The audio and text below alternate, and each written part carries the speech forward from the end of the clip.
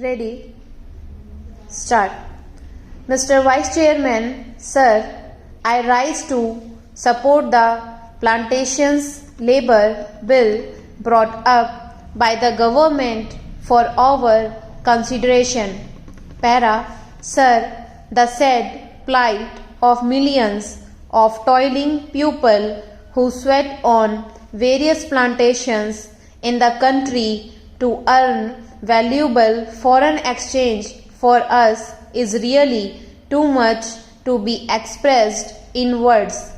These workers live and work in most inhuman and pitiable conditions. These plantations include tea, coffee, cinchona, rubber, etc. And as we know, tea alone is one of the major foreign exchange earners of our country. But, sir, it is indeed most regrettable that notwithstanding a lapse of 62 years since our independence, these workers who earn crores and crores of rupees by way of foreign exchange have to live in most miserable conditions.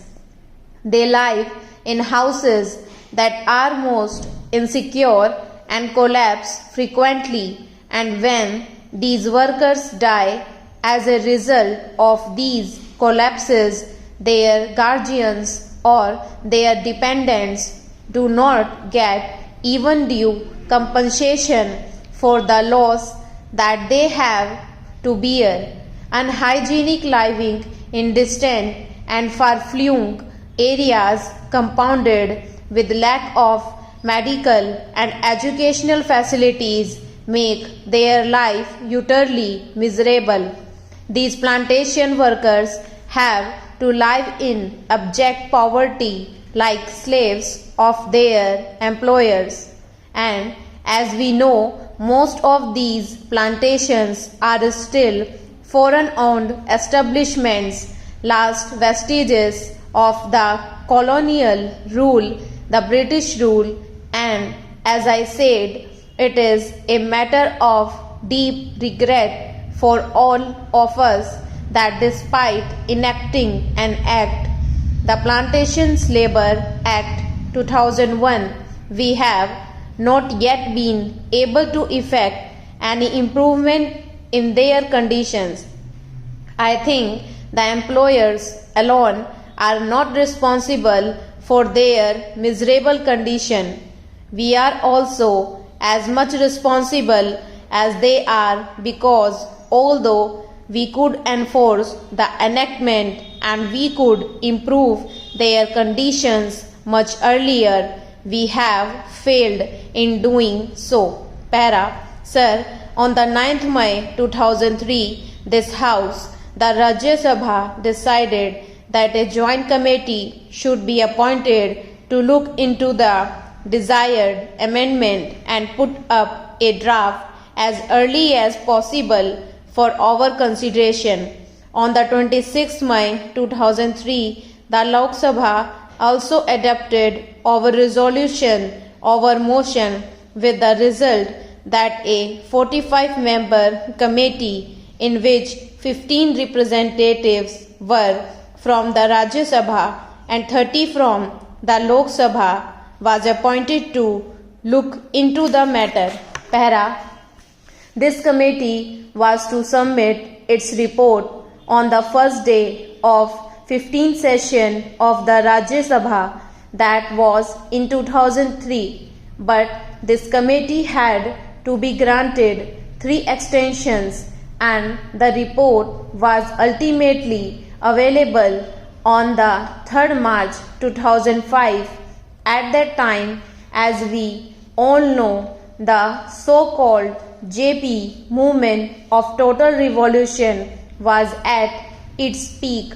Within 2 or 3 months, the national emergency had to be declared, and during the emergency, priorities had changed, and we could not just effect this desired improvement at that time, and we could not bring about this legislation.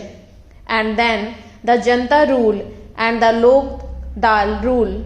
For 30 months they were in power, but they too, although they tried to pose to be the champions of the downtrodden and the workers, failed to deliver the goods, and that is why today we are going to consider the report of that committee that was presented to the government in 2005. Therefore, we are also equally responsible for not ameliorating their conditions and their plight.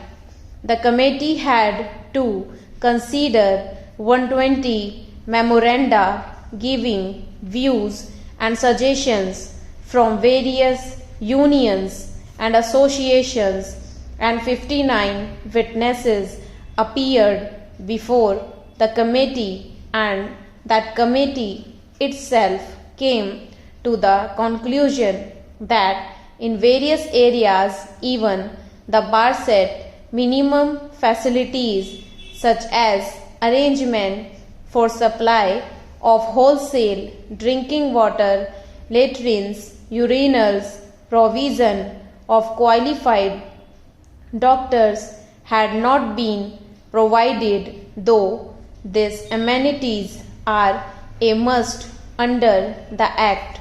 The Act has been there, but we could not enforce it. We could not implement it only because the employers did not want it.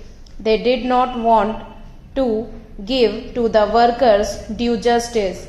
Inadequacy of punishments that are awarded under the Act is one of the main impediments standing in the way of implementation of various welfare measures. Courts generally take a lenient view of the offences under the Act, and they let off the employers who are offenders with lighter punishment, which generally amounts to a fine of ₹100. So, the committee suggested amendment to Section 36 of the Act.